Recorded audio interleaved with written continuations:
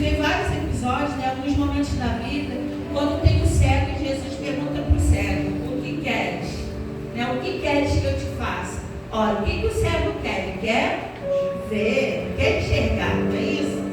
E Jesus, ele está diante daquele homem que há 38 anos estava enfermo, 38 anos doente. E acreditava-se que cada pessoa que mergulhasse naquelas águas, quando o anjo vinha movimentar as águas, o primeiro que chegasse ali quando aquelas águas estivessem em movimento era curado. Então você imagina, uma pessoa com dificuldade de andar, 38 anos doente, eu imagino que essa pessoa mais queria do que ser curada. Até porque ele estava ali no meio da multidão, no meio do povo também, esperando o anjo vir movimentar as águas. E Jesus faz essa pergunta que parece óbvia, né? O que queres que eu te faça? E é interessante que ele fala tudo, menos o que Jesus perguntou. Ele fala, não na minha linguagem, né? É que toda vez que eu penso em ir lá, que eu quero movimentar para ir lá, vem alguém, mergulha no rio, né? No tanque na minha frente. Vem alguém e toma a minha frente, mergulha no tanque. E Jesus não perguntou isso, qual é a sua dificuldade? Jesus perguntou o que você quer. E isso é muito comum na nossa vida, principalmente quando a gente tem algumas questões que precisam ser resolvidas. Talvez as questões sejam causadas em você por alguém, como eu falei, de sentimentos, tristeza, raiz de amargura, aborrecimento, enfim, cada um aqui tem uma história. Isso é muito comum quando a gente tem essas questões e alguém pergunta e a gente vai logo falar, não, é que me fizeram isso e aquilo outro. Meu pai fez isso, minha mãe fez aquilo, meu marido fez isso, meu filho fez isso. E essas vezes não é a pergunta que Jesus está fazendo. Jesus está perguntando para nós se a gente quer resolver a situação que está no nosso interior. Porque o problema ele já sabe, a dor ele já sabe, a tristeza ele já sabe, a decepção ele já sabe, a dificuldade ele já sabe. Não há nada demasiadamente impossível que o Senhor não possa fazer, diz a palavra do Senhor. Ele é onipresente, ele é onipotente. O Salmo 139 vai dizer que antes que haja em nós palavras, o Senhor já conhece. O texto vai dizer no Salmo 139 que ele nos sonda, ele nos conhece nos assentar, quando a gente se assenta, quando a gente se levanta. Se no abismo está a nossa cama, ali também o Senhor está e conhece o nosso coração, o nosso interior, o nosso sentimento. Então Jesus sabe, ele sabe, mas ainda assim ele pergunta.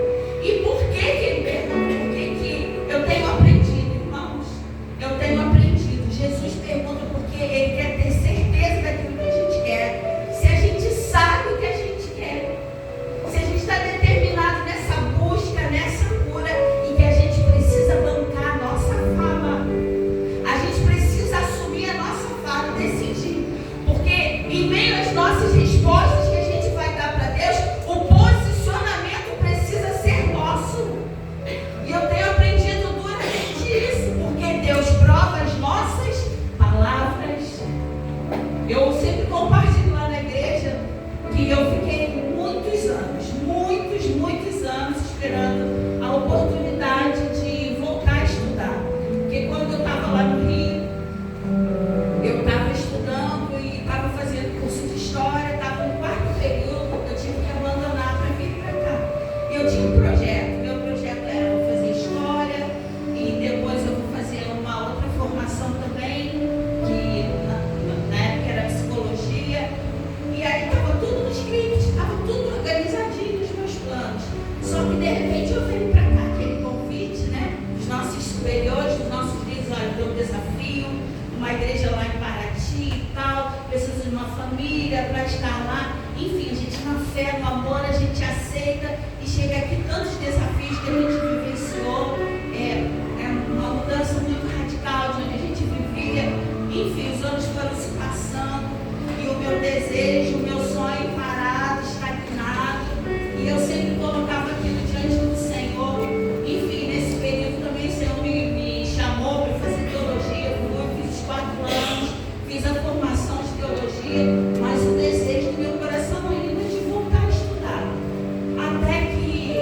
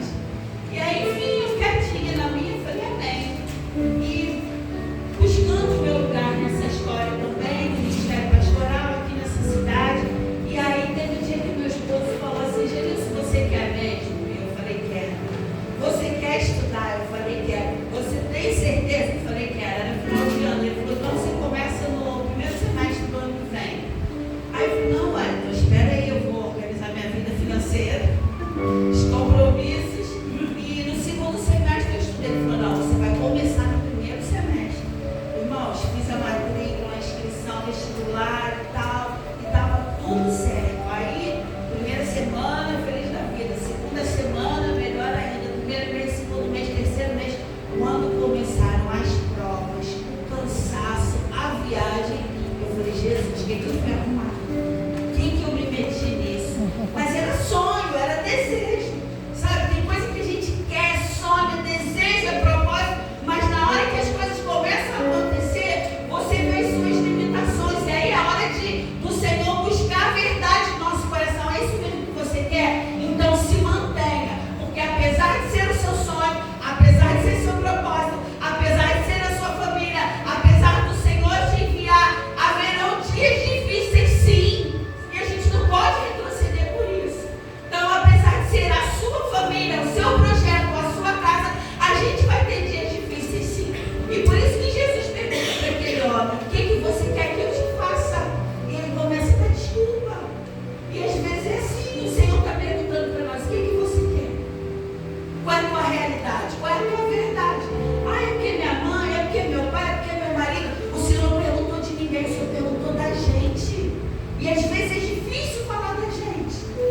E eu não estou falando que não seja legítimo, às vezes a queixa que a gente tem de alguém, nesse relacionamento que a gente vive com pessoas.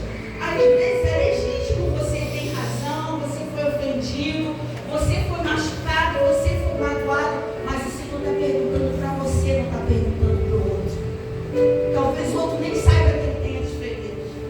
Talvez tenha sido de uma forma inconsciente, não foi proposital, ou talvez tenha sido proposital.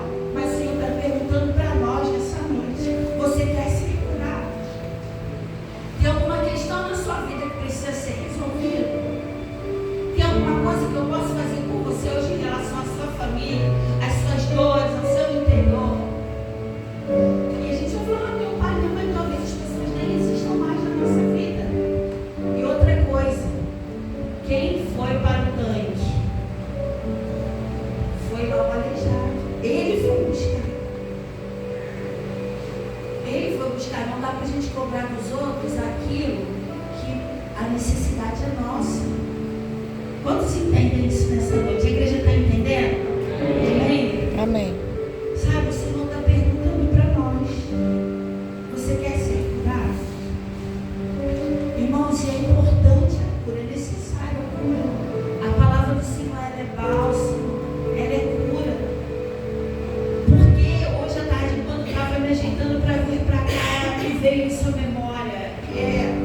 A gente está deixando de vivenciar o chamado, o ministério de Deus na nossa vida, por conta das feridas da nossa alma. Tem coisas tremendas para Deus fazer através da sua vida, através do dom, através do seu chamado, através da sua casa, mas as mazelas, as marcas que nos deixaram, as feridas que fizeram em nós, estão nos impedindo de avançar e de vivenciar aquilo que Deus tem para nós. Irmãos, nós moramos numa cidade linda, turística. Que lugar bonito é esse, mas com tanta história ruim, difícil, prostituição, vício, pessoas que podem ser alcançadas pelo seu testemunho, pela sua fala, pelo seu abraço, pelo seu toque, por aquilo que você tem, que Deus te deu para você compartilhar e oferecer. Mas as nossas dores, as nossas limitações nos travam, nos amarram. E Deus quer nos usar com poder e autoridade. A palavra do Senhor nos diz que Ele nos chamou, Ele nos deu autoridade para pisar serpentes e escorpiões. Quanto mais com aquilo, irmãos, que está dentro de nós. Há poder no nome de Jesus. A cura para nós. E não importa quanto tempo tem a ferida, não importa quanto tempo tem a marca. Eu não vim aqui falar mal da sua família, eu vim falar de realidades familiares. Na minha, eu precisei de cura. Eu vi cura dentro da minha casa. Vi cura no relacionamento dos meus pais. E eu sou uma coisa, não é uma ordem, é um testemunho. Não é porque aconteceu com uma pessoa que precisa acontecer com todo mundo. Com 5 anos de idade, meus pais